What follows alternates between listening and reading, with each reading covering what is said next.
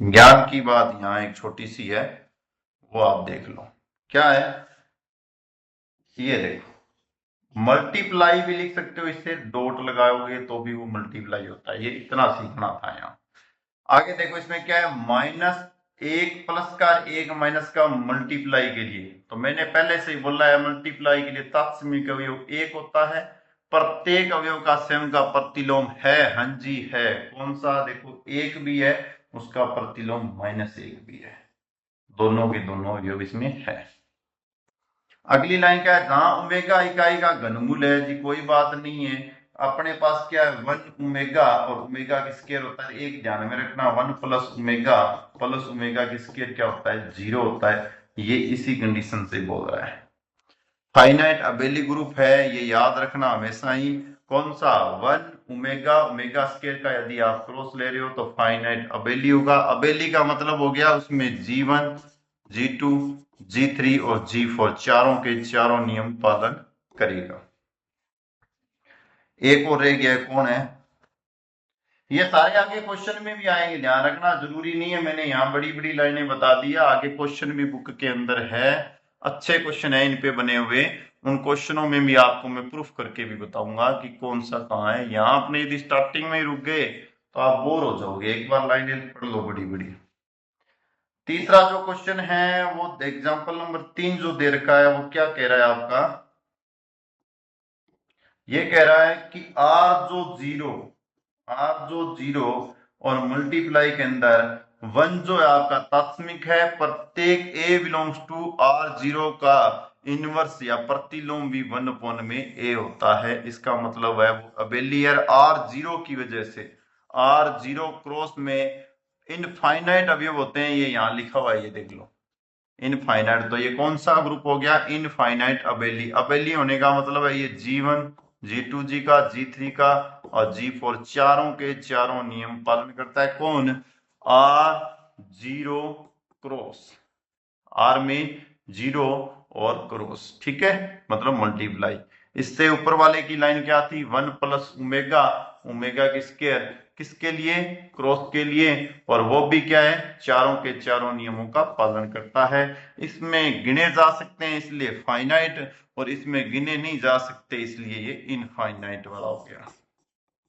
अब ये पूछा कैसे जाएगा, इनफाइनाइट अबेली ग्रुप कौन सा है, option A B C D चार दे देंगे, और यदि इसी प्रकार से फाइनाइट अबेली ग्रुप कौन सा है, ऑप्शन 1 2 3 4 दे देंगे। ऐसे ही पूछा जाएगा, इनको सोल्व नहीं करवाए जाते हुए, ऑप्शनल क्वेश्चन अच्छे बनते हैं इनसे।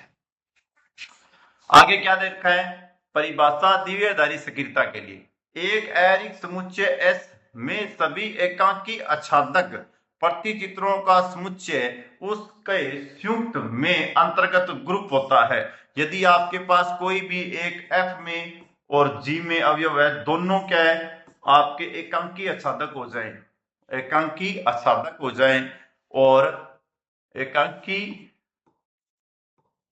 आच्छादक हो जाए। अब बोलोगे सर ये एकांकी आच्छादक, इसी बुक का लेसन नंबर 4 कराएंगे, वहां आपको एकांकी आच्छादक के बारे में बता दूंगा। और ये होता है इसका संयुक्त ग्रुप, बीच में जो ओ सो लाग दिया नहीं, एफ के बीच में जी के बीच में, इन बोला संयुक्त ग्रुप। तो वो संयुक्त होने के बाद में भी वो क्या होगा, आपका ग्रुप होगा, ये बात बोल रहा है। ये भी एक अथेंटिक लाइन है, याद कर लेना। जो अवयव 1 1 on 2 होगा, अर्थात एकांकी आच्छादक होगा, वह आपका क्या होगा, उसे यदि आप संयुक्त रूप से लिख लो, एक साथ कॉम्बिनेशन में एफ ओ जी लिख लो, एफ ओ और जी के साथ में लिख लो, तो भी वो क्या होगा, आपका ग्रुप ही होगा। आगे आपके पास सबसे अच्छा सेमेस्टर वालों के लिए, बीएससी वालों के लिए भी और आरपीएससी वालों के लिए अच्छा क्वेश्चन है, एग्जाम्पल नंबर 4 याद कर लेना।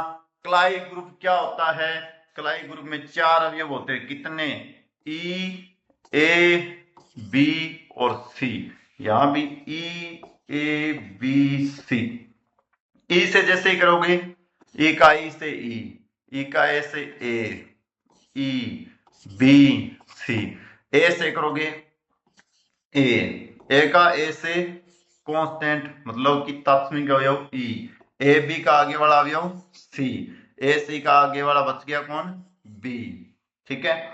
बी ए का, बी ई का बी, बी ए और ये हो गया सी, जो बचा हुआ है वो अवयव आ जाएगा। बी बी कांस्टेंट मतलब कि तात्मिक अवयव ई, बी सी मतलब ए, सारणी बना के बता रहा हूं। सी ई मतलब सी, सी का ए, बी जो आया हुआ नहीं है, सी बी मतलब ए और सी सी मतलब ई मतलब तात्मिक। ऐसी ये सारणी बनेगी जिसे क्या कहते हैं आप, क्लाइन फॉर ग्रुप।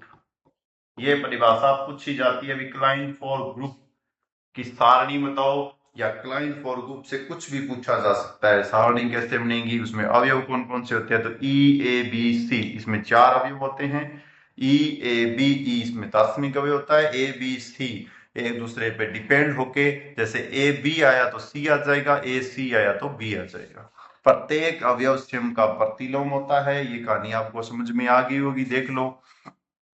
प्रत्येक अवयव स्वयं का प्रतिलोम, बी का बी प्रतिलोम होना होगा तभी तात्मिक अवयव निकलता है। ये मैंने आपको बताया है। यहाँ देखो बी वाले में समझा देता हूँ। बी का यदि प्रतिलोम है तो वो तात्मिक अवयव ई, ये परिभाषा आप पढ़ के आ चुके हो। ये वाली लाइन ये बोल रहा है, प्रत्येक अवयव उसमें तात्मिक अवयव विद्यमान होता है।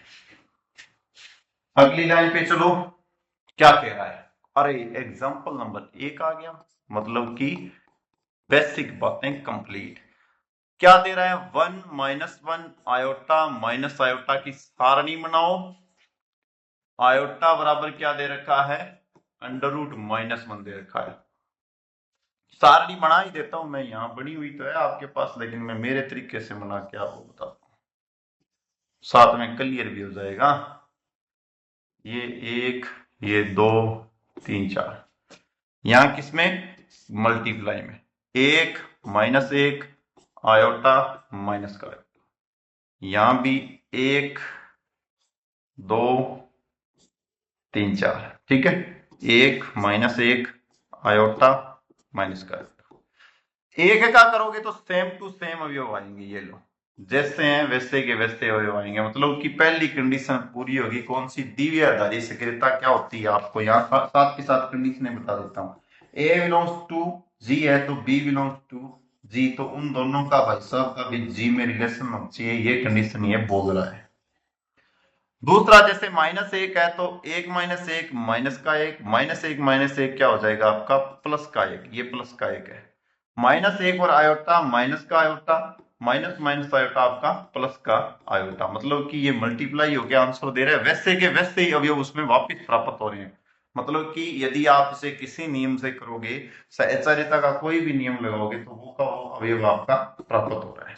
आयोटा वाले में देखो, आयोटा का 1 से आयोटा, आयोटा का -1 से माइनस आयोटा, आयोटा का आयोटा से मल्टीप्लाई -1 होता है, आयोटा का माइनस आयोटा से मल्टीप्लाई प्लस का 1 हो गया, क्योंकि आयोटा का गुणा आयोटा से करने पर माइनस का 1 मिलता है। ये देखो, माइनस आयोटा 1 से माइनस का आयोटा, माइनस आयोटा -1 से प्लस का आयोटा, और आयोटा का माइनस आयोटा से मल्टीप्लाई प्लस का 1, और माइनस आयोटा से आपके पास क्या हो गया, माइनस का 1 प्राप्त हो गया। ये लो, इसका मतलब है इसके अंदर क्या है, इनमें सभी अवयव जी के, यहां देखो सभी अवयव जी के सदस्य हैं, मैंने लिख दिया। जी का प्रत्येक अवयव द्विआधारी सक्रियता है, मतलब स्टार का नियम पालन कर रहा है ए बी से, और ए बिलोंग्स टू यदि जी है, बी बिलोंग्स टू भी जी है। 4 अवयव ले सकते हैं, मैं 2 के बारे में बात कर रहा हूं, ठीक है।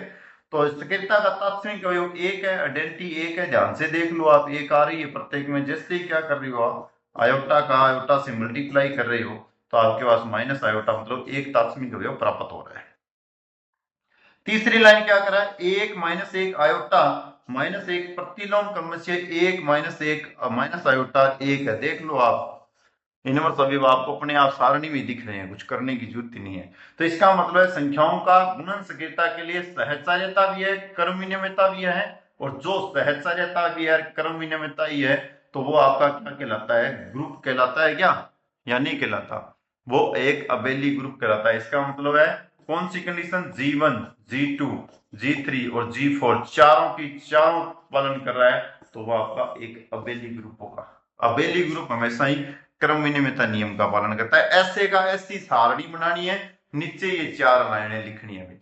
कौन सी? सभी अवयव जी के सदस्य हैं। गुणा जी में प्रत्येक अवयव द्विआधारी सक्रियता है। उसके बाद में सक्रियता तात्विक अवयव 1 है। प्रतिलोम अवयव उसमें विद्यमान है। क्रम विनिमयता सहचार्यता का पालन करती है। आगे इसमें अपने एग्जाम्पल नंबर 2 है, उसके बारे में चर्चा अपने नेक्स्ट क्लास में करेंगे।